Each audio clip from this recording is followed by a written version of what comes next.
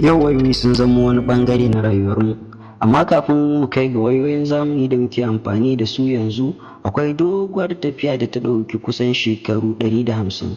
A yau za mu yi tafiya cikin tarihin wayoyi daga tsohuwar waya ta katako zuwa super smartphones na zamani. Komai ya fara ne a shekarar 1876, lokacin da Alexander Graham Bell ya yi kiran waya ta farko a duniya. Wayar da aka yi a lokacin ba ta da sikirin, ba ta da madannai, kawai murya ce take tafiya ta jijiyoyin lantarki. Amma dai wannan ƙaramar nasara ce ta buɗe ƙofar canza duniya gaba ɗaya. Daga nan wayoyin juyawa suka fara mamaye duniya, wato rotary era.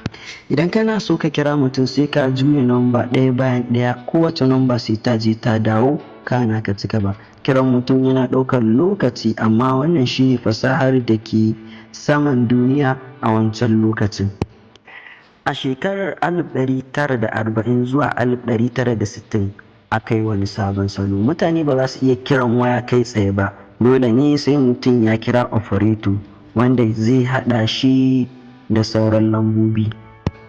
Wannan tsarin kuma ya ɗauki shekaru masu yawa kafin a samu kiran waya na kai tsaye.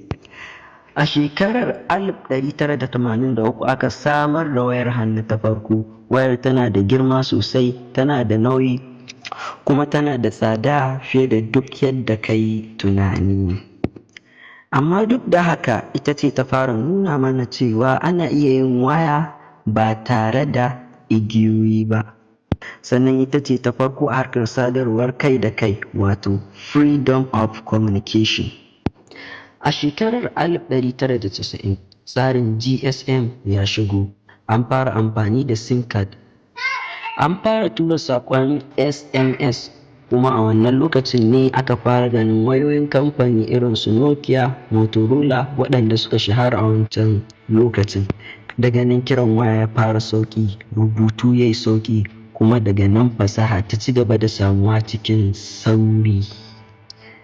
Daga shekara ta 2000 zuwa shekara ta 2005, wayoyi suka fara samun kyamara, yanar gizo-gizo da Bluetooth. A wannan lokacin hoto mai megapixel ɗaya kawai ya zamo abin mamaki, kuma hakan ne ya buɗe babbar hanyar fasahar digital ta samo asali. A shekarar 2007 aka kawo wayar iPhone ta farko a duniya, wadda ta zo ta samfurin touch screen, babu madannai, komi za ka iya yi a kan sikirin, wato allo. Daga baya wayar Android ta bayyana, mutane suka koma ga manhajoji irin su YouTube, Facebook, WhatsApp da Instagram. Wayoyi suka zama kamar kwamfuta a aljihunka. A yau wayoyi sun fi kama da mini computers. Kyamara masu ƙarfi, 5G network, AI, batiri mai ƙarfi da saurin caji, komai ya haɗa a na'ura guda ɗaya. Wayoyi sun canza yadda muke aiki, yadda muke magana, yadda muke hulɗa, har ma yadda muke samun kuɗi. Kuma ta haka ne tarihin wayoyi ya fara, daga ƙaramar waya ta katako zuwa waya mai tunani kusan irin na mutum. Ina nufin wayoyin zamani da ke da ƙarfi da ya fi na kwamfutocin baya. Wacce waya aka fara amfani da ita a rayuwarka? Ku rubuta mana a comment section. Sannan ku danna alamar like, share da subscribe domin samun bidiyoyi masu ilmantarwa. Kada a manta da follow.